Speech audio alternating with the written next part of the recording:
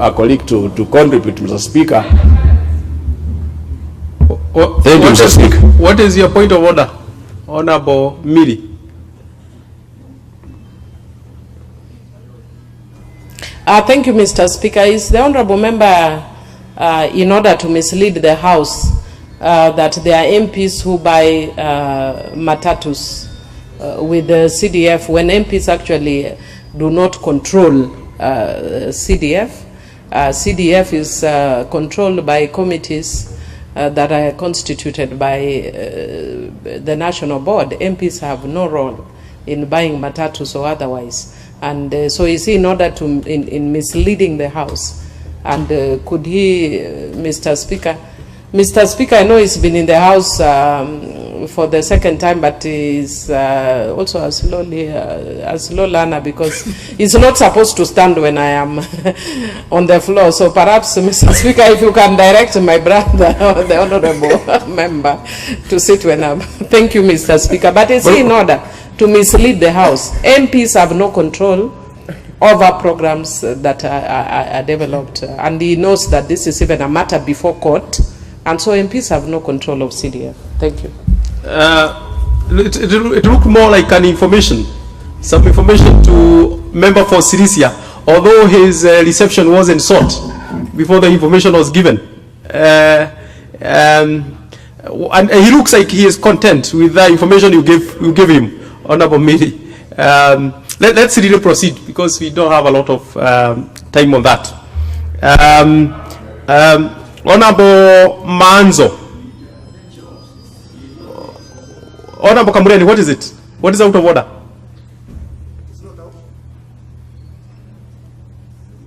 Honorable Manzo isn't there. What is it, Honorable?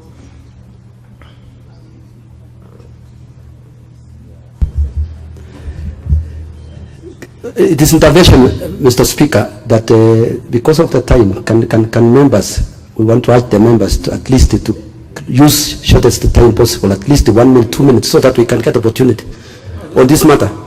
Well, that's what Honorable Bai earlier had sought, and you know, I was to give Honorable Lidikiri now, but we have a few minutes to the mover reply. And indeed, we have, we should be, you know, members, we have limitation of time on this motion. Must be 3 hours max. Members had sought members to reduce. There's a member, Honorable Bai, had sought that members reduce the time to contribute. Some did not. But you know, Honorable Miremba, you know, if you could be gracious enough in your time, I was to call Honorable Dikiri. He looks very, but look, this is it. There are those members who spoke earlier. Time is out. Honorable Miremba, on your time to reply, if you are kind enough to donate a few of your minutes to a few members, that would be very helpful. I was to call Honorable Dikiri before the time went out.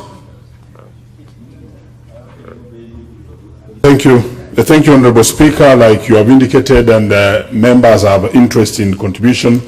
Therefore, let me donate 2 minutes to the member you wanted to give immediately before I stood up, and also 2 minutes to Honorable Tonui and 2 minutes to Jared Okello, and then I can finalize. Thank you. You want to give all the 2 members? 2 minutes to the Honorable whom you had wanted to give. Then the next one is Honorable Tonui, Bomet, and then Jared Okello. 2 minutes. Very well. Honorable Dikiri, please. Thank you, Mr. Speaker. It's a very traumatizing experience in this house because of the machines, but anyhow, I want to support this motion, bearing in mind that Article 28 talks about the human dignity, the environment that our children are learning, and specifically the day schools, is in deplorable state. Mr. Speaker, we also talking about Article 42, which states on the right to clean and health environment. Mr. Speaker, the issue of infrastructure is in want in all our day schools.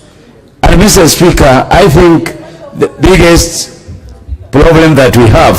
Order. What is it? What is out of order? Completely out of order. Yes.